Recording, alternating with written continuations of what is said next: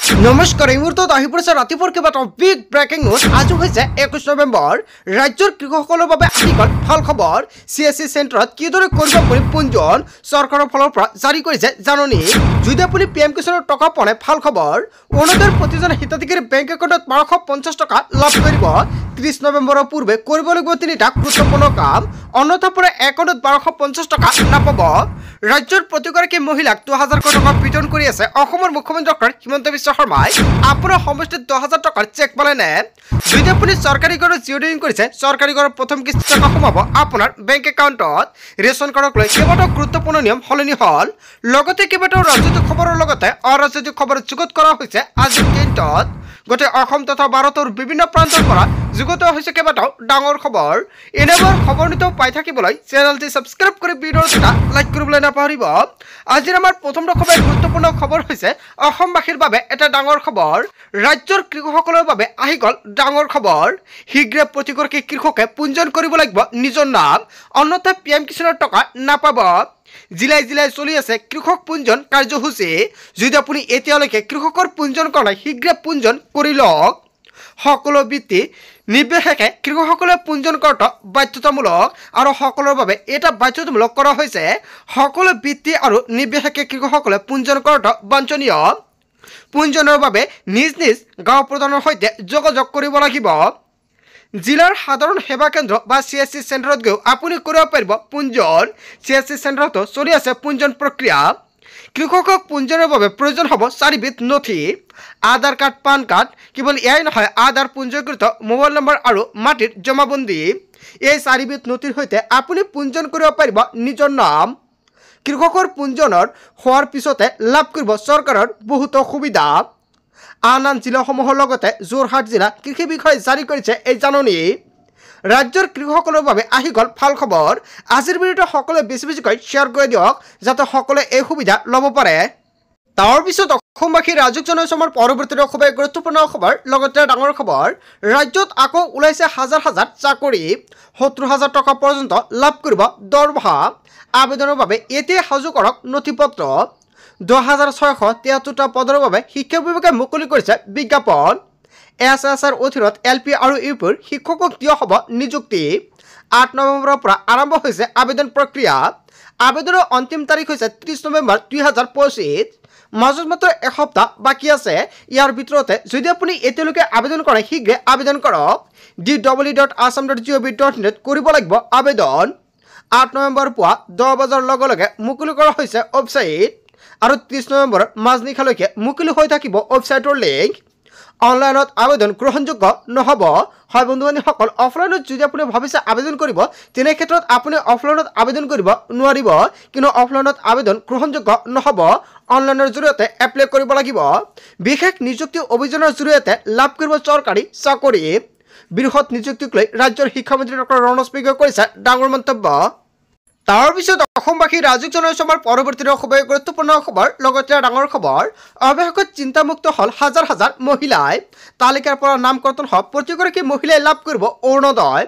অৰুণোদয় আঁচনি নোপোৱাকৈ কোনো এগৰাকী মহিলা নাথাকিব। মুখ্যমন্ত্ৰী ডক্টৰ হিমন্ত বিশ্ব শৰ্মাই কৰিলে বৃহৎ ঘোষণা। আপুনি আগতে যদি অৰুণোদয় আঁচনিৰ টকা পাইছিলে, এতিয়া অৰুণোদয় আঁচনিৰ টকা পোৱা নাই নেকি, তেন্তে আপোনাৰ বাবে ভাল খবৰ দিছে মুখ্যমন্ত্ৰী ডক্টৰ হিমন্ত বিশ্ব শৰ্মাই। অথবা 10 নৱেম্বৰত আপোনাৰ একাউণ্টত 1250 টকা পালে নে? ঘৰতে বহি আবেদন কৰিলে লাভ কৰিব অৰুণোদয়। যদি আপুনি যোগ্য তেনে ক্ষেত্ৰত নতুনকৈ আবেদন কৰিব পাৰিব। ইয়াৰ বাবে পূৰণ কৰিব লাগিব প্ৰপত্ৰ। প্ৰপত্ৰ পূৰণ কৰি প্ৰেৰণ কৰিব লাগিব ASL RM লৈ। DC অফিচলৈ নোযোৱাকৈ লাভ কৰিব ধনৰাশি। ৰাজ্যৰ প্ৰতিগৰাকী জীৱিকাসখীয়ে লাভ কৰিব অৰুণোদয়। ইয়াৰ বাবে যাব নালাগে কোনো DC অফিচলৈ। পোনপটীয়াকৈ লাভ কৰিব এই অৰুণোদয় আঁচনি। 1250 টকা প্ৰতিগৰাকী মহিলা পাই থাকিব। গেছ কিনিলে আৰু আপুনি 250 টকাৰ ৰাজসাহায্য লাভ কৰিব। হয় বন্ধু-বান্ধৱীসকল, অসমৰ মুখ্যমন্ত্ৰী ডক্টৰ হিমন্ত বিশ্ব শৰ্মাই বৃহৎ মন্তব্য কৰিছে। যদি আপুনি 10 নৱেম্বৰত অৰুণোদয় আঁচনি 1250 টকা পোৱা নাই, তালিকাত আপোনাৰ নাম অন্তৰ্ভুক্ত হৈছে, তেনে ক্ষেত্ৰত আপুনি ব্লকত যাওক। ব্লকত যোগাযোগ কৰিলে সম্পূৰ্ণকৈ সহায় কৰা হ'ব। কিহৰ বাবে আপোনাৰ একাউণ্টত অৰুণোদয় আঁচনি 1250 টকা পোৱা নাই। আজিৰ ভিডিঅ'টো সকলোৱে বেছিকৈ শ্বেয়াৰ কৰি দিয়ক। তাৰপিছত অসমবাসী ৰাজুক জনাইছো আমাৰ পৰৱৰ্তী খুবেই গুৰুত্বপূৰ্ণ খবৰ, লগতে ডাঙৰ খবৰ। বিধানসভা নিৰ্বাচনৰ পূৰ্বে PTCৰ বাসিন্দাই পাব মাটিৰ পট্টা। চৰকাৰ গঠন হোৱাৰ পিছতে হাগ্ৰামা মহিলাৰ প্ৰথমখন কাৰ্যনিৰ্বাহক বৈঠকত ডাঙৰ সিদ্ধান্ত গ্ৰহণ কৰিছে। BTCৰ প্ৰতিটো দৰিদ্ৰ ভূমিহীন পৰিয়ালে লাভ কৰিব ভূমিৰ পট্টা। BTCৰ মুখ্য কাৰ্যবাহী হাগ্ৰামা মহিলাৰ নেতৃত্বত কাৰ্যনিৰ্বাহক সভা আৰু সভাত কেইবাটাও গুৰুত্বপূৰ্ণ সিদ্ধান্ত গ্ৰহণ কৰিছিল। বিধানসভা নিৰ্বাচনৰ পূৰ্বে মাটিৰ পট্টা দিয়াৰ কাম আৰম্ভ হ'ব। ভূমি পট্টা দিয়াৰ বাবে নিয়োগ কৰা হ'ব 29 গৰাকী অৱসৰপ্ৰাপ্ত মণ্ডল আৰু কানগ। 200 গৰাকী মণ্ডল প্ৰশিক্ষণ লোৱা নিবনুৱা যুৱক যুৱতীক লোৱা হ'ব এই কামৰ বাবে। মুখ্যমন্ত্ৰীৰ সৈতে গুৰুত্বপূৰ্ণ আলোচনা হাগ্ৰামা মহিলাৰীৰ। হয় বন্ধু বান্ধৱীসকল, এটা বিগ ব্ৰেকিং নিউজ আহি পৰিছে। কেইবাটাও গুৰুত্বপূৰ্ণ সিদ্ধান্ত গ্ৰহণ কৰিছে হাগ্ৰামা মহিলাৰীয়ে। তাৰ পিছত অসমবাসী ৰাজ্যক জনাইছো আমাৰ পৰৱৰ্তী খুবেই গুৰুত্বপূৰ্ণ খবৰ। লগতে ডাঙৰ খবৰ, ফেব্ৰুৱাৰীৰ শেষত ৰাজ্যত ঘোষণা হ'ব বিধানসভা নিৰ্বাচনৰ দিন। তাৰ পূৰ্বে আৰম্ভ হ'ব SR। বিয়োগ ব্যক্তিৰ নাম কৰ্তন হ'ব ভোটাৰ তালিকাৰ পৰা। কেনেকৈ এণ্ট্ৰি হ'ব নতুন ভোটাৰৰ নাম, কি কি নথি পত্ৰ লাগিব সম্পূৰ্ণকৈ উল্লেখ কৰিছে। 1500 পৰা 1200লৈকে হ্ৰাস কৰা হ'ব প্ৰতিটো কেন্দ্ৰৰ ভোটাৰৰ সংখ্যা।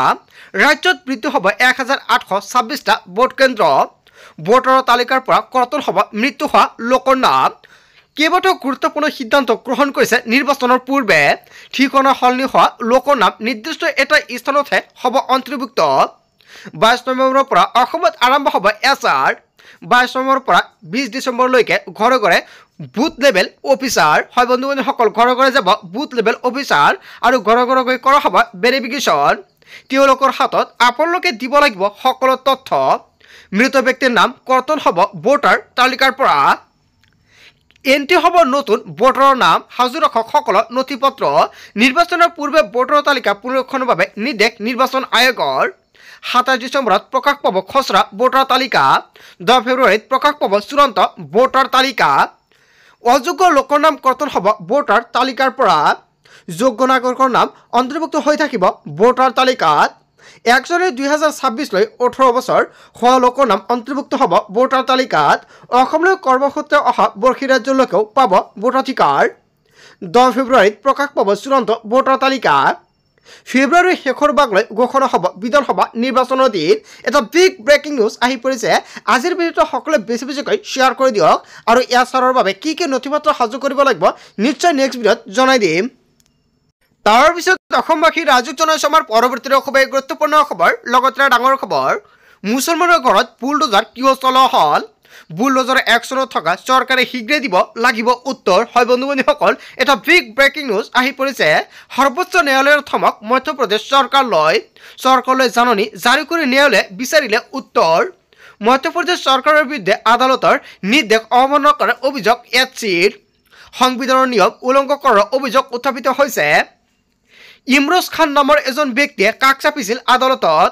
মধ্যপ্ৰদেশৰ শিৱৰ জিলাৰ বাসিন্দাই ইমৰোজ খান আৰু ধৰ্মান্তৰকৰণ অভিযোগত অভিযুক্ত আছিল ইমৰোজ খান। গোচৰ ৰুজু হোৱাৰ পিছতে ভাঙি পেলোৱা হৈছিল ইমৰোজ খানৰ ঘৰ ভাঙাৰ পিছতে উচ্চ ন্যায়ালয়ৰ কাষ চাপিছিল ইমৰোজ খানে আৰু উচ্চ ন্যায়ালয়ে উচ্ছেদৰ বিৰুদ্ধে দিছিল ৰায়।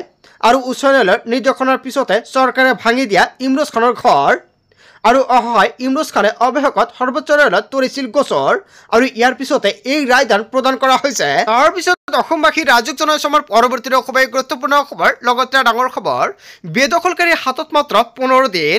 পুনৰ মধ্য অসমত চলিব প্ৰশাসনৰ বুলডোজাৰ। বেদখলকাৰীৰ হাতে হাতে জাননী দিলে প্ৰশাসনে। চৰকাৰী ভূমিত উচ্ছেদৰ বাবে সাজু হৈছে নগাঁও জিলা প্ৰশাসন। সামগ্ৰীৰ প্ৰায় 38 বিঘা ভূমিত পৰিব প্ৰশাসনৰ হাতোৰা। 76/80 পৰিয়ালত চলিব প্ৰশাসনৰ উচ্ছেদ অভিযান। প্ৰায় 38 বিঘা চৰকাৰী ভূমিত বাস কৰা লোকলৈ জাননী জাৰি কৰা হৈছে। 15 দিনৰ পাছতে চলিব প্ৰশাসনৰ উচ্ছেদ অভিযান। বকতগাঁও কিসমতৰ 12 নং গ্ৰেজিং ৰিজাৰ্ভত চলিব বুলডোজাৰ। পুনৰ মধ্য অসমত চলিব প্ৰশাসনৰ বুলডোজাৰ। তাৰ পিছত অসমবাসী ৰাজ্যক জনাইছো আমাৰ পৰৱৰ্তী খুবেই গুৰুত্বপূৰ্ণ খবৰ। লগতে ডাঙৰ খবৰ, আকৌ জেললৈ যাব নেকি জুবিনৰ মৃত্যুৰ 5 অভিযুক্ত। জেলৰ পৰা সহজে ওলাই আহিব নোৱাৰে শ্যামকানু আৰু সিদ্ধাৰ্থই। কাৰাগাৰতে থাকিব লাগিব শেখৰ, সন্দীপন গাৰ্গ আৰু অমৃত প্ৰভাই। জেলতে আছে জুবিনৰ 2 দেহৰক্ষীও। আজি 14 দিনৰ ন্যায়িক জিম্মাত ম্যাদ উকলিব 7 অভিযুক্তৰ। জুবিন গাৰ্গৰ ঘটনাত গ্ৰেপ্তাৰ হৈছিল 7 অভিযুক্ত। তৃতীয়বাৰৰ বাবে ভাৰ্চুৱেলি আদালতত হাজিৰ কৰা হ'ব 28কে।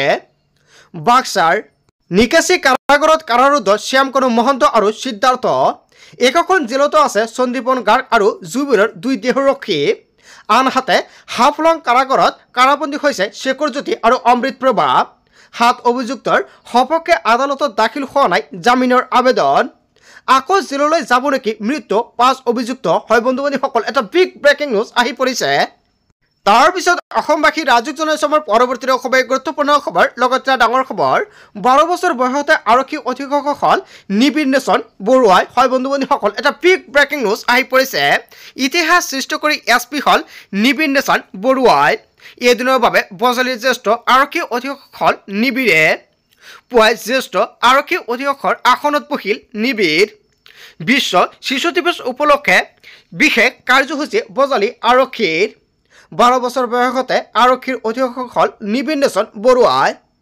তাৰ পিছত অসমবাসী ৰাজুক জনসমৰ পৰৱৰ্তী খবৰ গুৰুত্বপূৰ্ণ খবৰ লগতে ডাঙৰ খবৰ ৰেচন কাৰ্ডৰ হিতাধিকাৰীৰ তালিকাৰ পৰা নাম কটা গৈছে হয় বন্ধু-বান্ধৱীসকল এটা ডাঙৰ খবৰ আহি পৰিছে আপোনাৰ ৰেচন কাৰ্ড আছে নেকি লাখ লাখ লোকৰ ৰেচন কাৰ্ড কৰ্তন কৰা হল জিলাই জিলাই ইয়াৰ বাবে জাননী জাৰি কৰিছে যদি আপোনাৰ ৰেচন কাৰ্ড আছে এতিয়া তালিকাত চাই লওক ৰেচন কাৰ্ডত আপোনাৰ নাম আছে নেকি নতুন ৰেচন কাৰ্ড আৰু পুৰণি ৰেচন কাৰ্ড সকলোৰে নাম কৰ্তন কৰা হৈছে প্ৰায় 2.25 কোটি লোকৰ নাম কৰ্তন হল ৰেচন কাৰ্ডৰ পৰা অযোগ্য হিতাধিকাৰীৰ বিৰুদ্ধে চৰকাৰৰ বৃহৎ অভিযান খাদ্য ৰাজহুৱা বিতৰণ বিভাগৰ অযোগ্য হিতাধিকাৰীৰ বিৰুদ্ধে অভিযান আৰম্ভ কৰিছে দুইশেক বঞ্চিত কৰি বহু লোকে গ্ৰহণ কৰি আছে ৰেচন কাৰ্ডৰ সুবিধা অযোগ্য হিতাধিকাৰীৰ নাম প্ৰতিখন ৰাজ্যলৈ প্ৰেৰণ কৰিছে বিভাগে ৰেচন কাৰ্ডৰ হিতাধিকাৰীৰ তালিকাৰ পৰা লাখ লাখৰ নাম কৰ্তন হৈছে হয় বন্ধু-বান্ধৱীসকল এটা বিগ ব্ৰেকিং নিউজ আহি পৰিছে আপোনাৰ ৰেচন কাৰ্ড আছে নেকি যদি আপুনি অযোগ্য তেনে ক্ষেত্ৰত আপোনাৰ নাম কৰ্তন কৰা হ'ব পাৰে অতি শীঘ্ৰে এবাৰ তালিকাত চাই লওক আপোনাৰ নাম আছে নেকি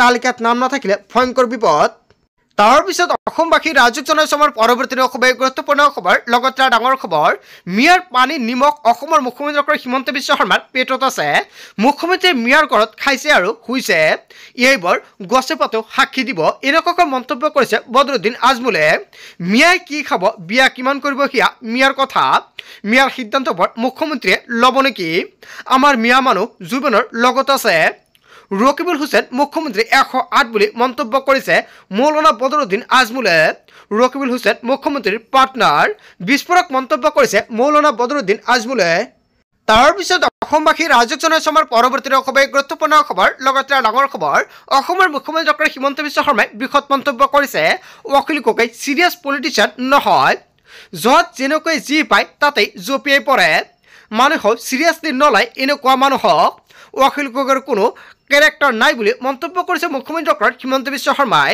ৰাতিৰ ভিতৰতে অখিল গগৈ জুবিন অনুৰাগী হল অখিল গগৈৰ নট ঢিলা আছে বুলি মন্তব্য কৰিছে মই ইংলেণ্ডত কোট টাই পিন্ধা মানুহৰ লগত কেনেকৈ ধুতি পিন্ধিম অখিল গগৈ নিজে নামঘৰত লং পেণ্ট পিন্ধি সোমায় আমি ফেচবুকত লিখি ন্যায় নিদিওঁ আমি যি ন্যায় দিওঁ হাতে কামে দিওঁ বুলি মন্তব্য কৰিছে মুখ্যমন্ত্ৰী ডক্টৰ হিমন্ত বিশ্ব শৰ্মাই আমি যি ন্যায় দিম সেয়া হাতে কামে কৰি দিম অখিল গগৈ জুবিন ক্ষেত্ৰলৈ গ'লে মিয়াও আহি যায় জুবিনক লৈ ৰাজনীতি কৰিছে বিৰোধীয়ে জীৱিত কালত জুবিনৰ কথা বেয়াকৈ কৈ থাকিল অখিল গগৈ মই মনে মনে থাকিলে ভাবিব কিবা এটা ভাবি আছো চাৰ্জশ্বিট দিয়াৰ পাছত হ'ব জুবিন ক্ষেত্ৰত একশ্যন এনেকুৱাকৈ অসমৰ মুখ্যমন্ত্ৰী ডক্টৰ হিমন্ত বিশ্ব শৰ্মাই মন্তব্য কৰিছে বন্ধু-বান্ধৱীসকল আজিৰ মূল ভিডিঅ'খনত আপোনালোকক এইখিনি সৰু কেইটামান ইনফৰমেশ্যন দিবলগীয়া আছিলে ভিডিঅ'টি ভাল লাগিলে লাইক কমেণ্ট শ্বেয়াৰ কৰিব চ' থেংক ইউ ফৰ ৱাচিং ফুল ভিডিঅ'